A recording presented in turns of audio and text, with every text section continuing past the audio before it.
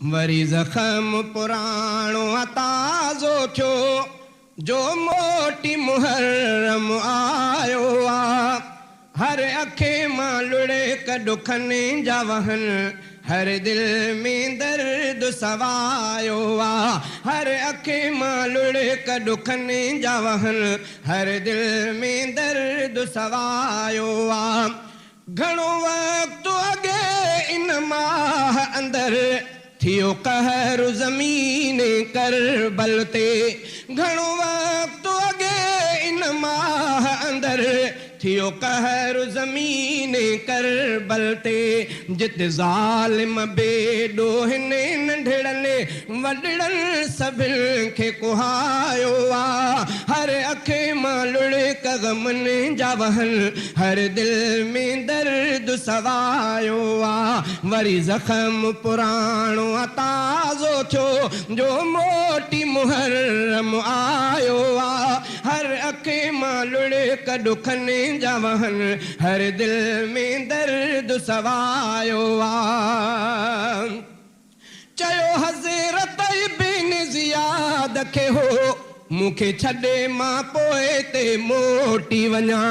चयो हज़रत इब्न ज़ियाद खे हो मूंखे छॾे मां पोइ ते मोटी वञा।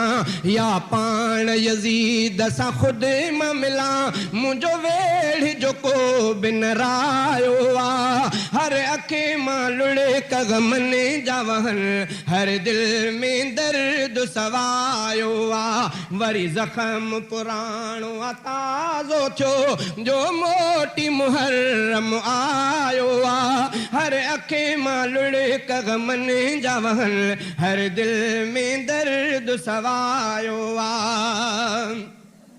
चयो ज़ालिम इब्न ज़ियाद उते या बैयत कर या जंग कंद में। चयो ज़ालिम इब्न ज़ियाद उते या बैयत कर या जंग कंद में। चयो ज़ालिम इब्न ज़ियाद उते या बैयत कर या जंग कंद में। उहो इब्न सबा जो पोइ लॻो हो, उहो इब्न सबा जो पोइ लॻो हो, जंहिं झेड़े हिन खे वधायो आ। हर अखे मां लुड़े कॾुखनि जा वहन, हर दिल में दर्द सवायो। चयो हज़रत बैयत कोन कंद में, भल विढ़ मां जंग कंद में तोसां। चयो हज़रत बैयत कोन कंद में, भल विढ़ मां जंग कंद में तोसां। ईअं जंग छिड़ी थी शहीद वया, पर कंध सचन न झुकायो आ। ईअं जंग छिड़ी थी शहीद वया, पर कंध सचन न झुकायो आ। हर अखे मां लुड़े कॾुखनि जा वहन, हर दिल में दर्द सवायो आ। न का ॻाल्हि मञूं तलवार खयूं, सभु अहल बैतन खे शहीद कयूं। न का ॻाल्हि मञूं तलवार खयूं, सभु अहल बैतन खे शहीद कयूं।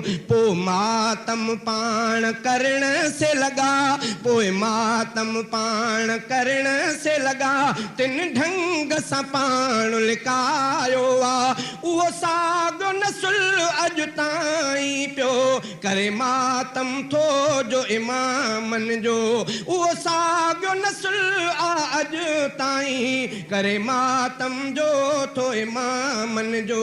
इहे कातिल आहिनि इमामनि जा, जिन कारो वेस सजायो आ। हर अखे मां लुड़े कॾुखनि जा वहन, हर दिल में दर्द सवायो आ। वरी ज़ख़्म पुराणो ताज़ो थियो जो मोटी मुहर्रम आयो आ। हर अखे मां लुड़े ग़मनि जा वहन, हर दिल में दर्द सवायो आ।